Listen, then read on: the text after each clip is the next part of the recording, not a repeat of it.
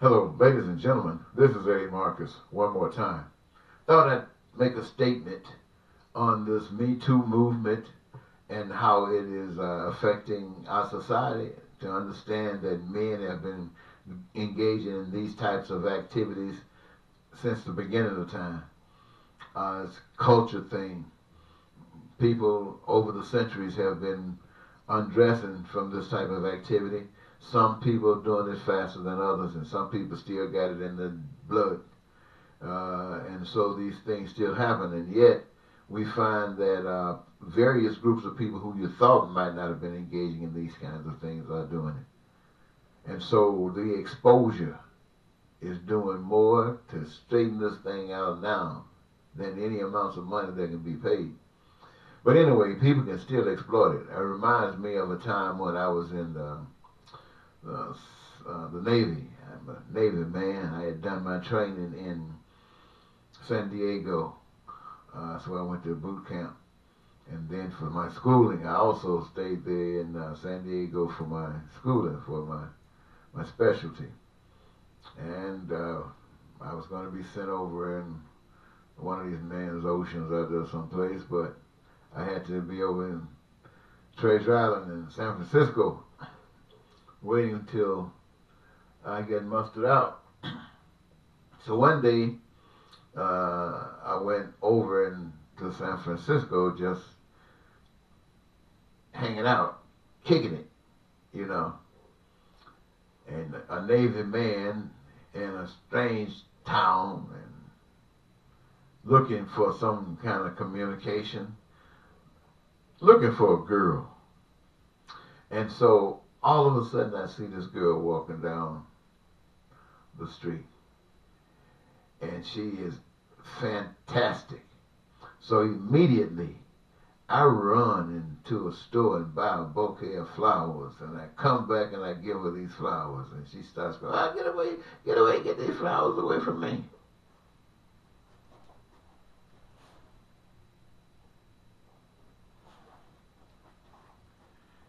"Get these flowers away from me." So I'm thinking, well, I just wanted to say. She said, "No, flowers for dead people. I don't want any flowers." So I didn't want to lose any time talking to her, so I just dumped them in the trash and walked with her. We started talking, had a conversation going now. I'm in the Navy and she was in the Coast Guard. She was off duty and I'm just waiting to be transferred.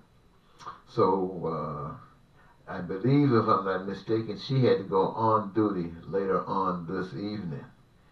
And so we just kicked it. We talked and stuff. And then finally, we caught a taxi and went back over to the Coast Guard's station, the base at the Coast Guard. So we went up, we talked and talked. I gave her my life history. She gave me hers. And let me tell you something, ladies and gentlemen, this is going to freak you out. This lady is beautiful, as gorgeous as she could be.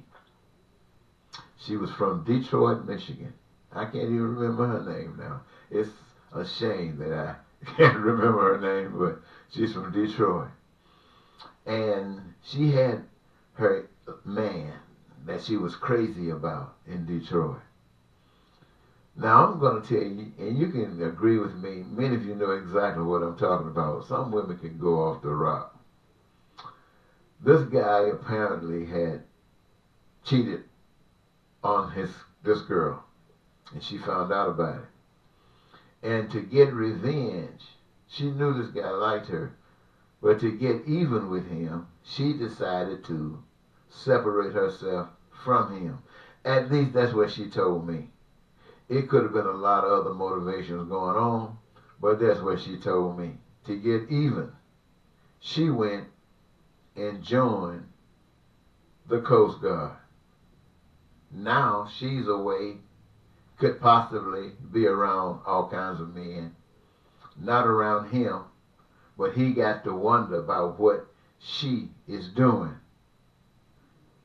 Getting even, a lady SCORN. But it's amazing how things happen. Let me share it. That's just the beginning of it. having been away for a while, I guess she kind of missed the guy. So she wrote him a letter. I guess she was saying some stuff like how she was thinking that he missed her and she kind of missed him too, but she just thought she'd write him and see how he was doing, let him know that she was at least thinking about him. Shortly thereafter, she got a letter from the girl that she was pissed off with this guy for being with. The girl that she was so angry with, she went and joined the Coast Guard. And the girl wrote her. And to sum it up, she said, "Bitch, don't be right, my man." Whoa! Whoa! And this woman had it in her mind. She just had to get even. She didn't know how she was going to do it. But she had to get even. You talking about a woman scoring? Now, I didn't know this. But I guess I did know this. But I was scoring. I didn't know how I was going. She was scoring. Anyway, it was getting over in the evening. And so we had kind of gathered by a conversation. We were going to be spending a little late time together. So what I did, I caught a taxi and went to Oakland. And I got us some carry-out dinners. I got some filet mignon and something else. I don't know, steak or something. Bottle of wine. And I went back. When I went back, she had showered and everything, and even had on her negligee. So we sat at the table eating. This is great. This is great for me, and I guess it was great for her too. So we ate and had some wine, and so while I was sitting there, she went and she stretched out, lay back on a couch or bed or something. I can't recall right now. And she says, "Okay, well, when you finish, you can let yourself out." So I'm saying, okay. I'm thinking to myself, is she serious? You can let yourself out? So anyway, I guess I sat there for maybe about another 5 minutes. And rather than keep this thing going, I decided I might as well feel it and see what was happening. So I said, well, okay, I think I'm finished now. And since you are getting your rest, I think I'll just go on and leave. And so as I got up and headed toward the door, she jumped up and ran up behind me. And when she ran up behind me, I turned around and put my arms out to put my arms around her. She threw her arms around me. I picked up and she put her legs around my waist. I'm here thinking, whoa, hallelujah. Now, I'm not going to even tell you the rest. I'm going to let you use your imagination. Anyway, that night ended. The next day, I was scheduled to have a flight out off the coast of Africa someplace. And I missed my flight.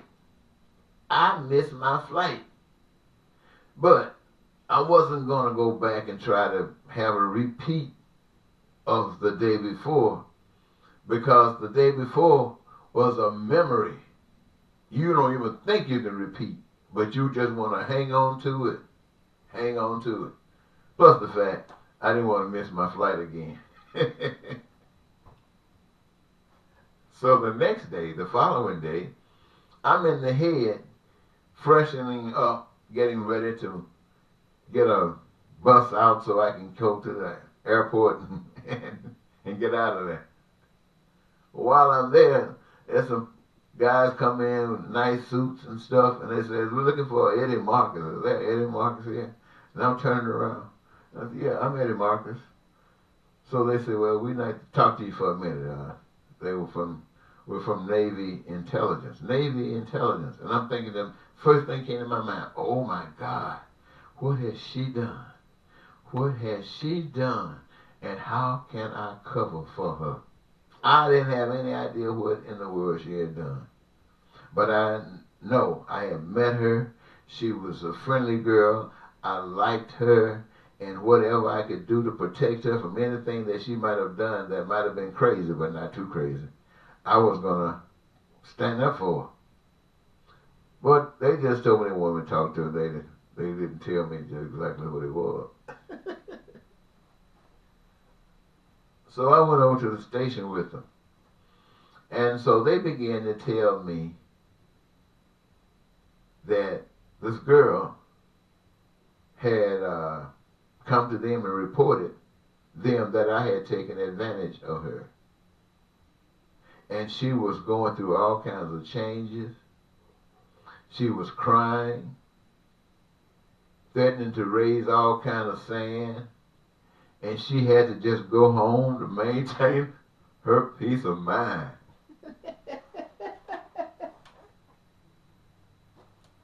Now, this was 2 days later when they talking to me. And I asked them, where is she? They said, well, she gone to Detroit.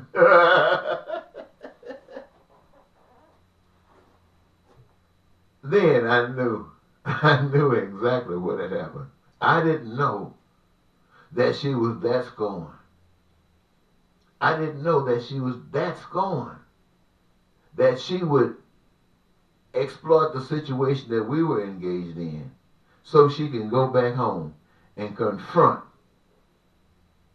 her rival, so she can go back and claim her man from her rival. But I'm supposed to be gone. I'm supposed to be back overseas someplace. But I was here. Thank goodness I was still here. Thank goodness I was still here. Because the Navy recognized what a monkey they had been used for. And so that killed that. But I just wanted to say how simple and how easy it was for her to make that charge against me. And I'm just as innocent. I'm here thanking God that I got a blessing, that this beautiful, wonderful young lady didn't mind spending time with me, having gone through all the changes that I had been going through. But now I can sit here with this lady, laugh and talk, have a meal and drink wine and listen to music and all of a sudden find out that I've been used, I've been tricked. But anyway, it was revealed right away. But think about those people who got caught up in the same kind of situation. And there are people who got some grudges. And they will go to these extremes. So we just can't readily assume that just because somebody said something that is true. Now, there are ways and means that you can verify. There are ways and means that you can verify. Like I had no problem verifying what I had just gone through. I had nothing to hide. It was all good. And so the Navy knew how good it was. So they just said, well, golly. Anyway, so I just wanted to say that. So be careful about the people who you are ready to judge. Now, you know, like you go through the process. At the end of the day, if you think that they did it, if you got evidence that they did it, if you got evidence that something was foul about it, that something was wrong about it, then, you know, you go with your gut. But just because somebody said it, it's just not enough. Till next time, Eddie Marcus saying, me too. A woman with a grudge. A woman scorned. So beware.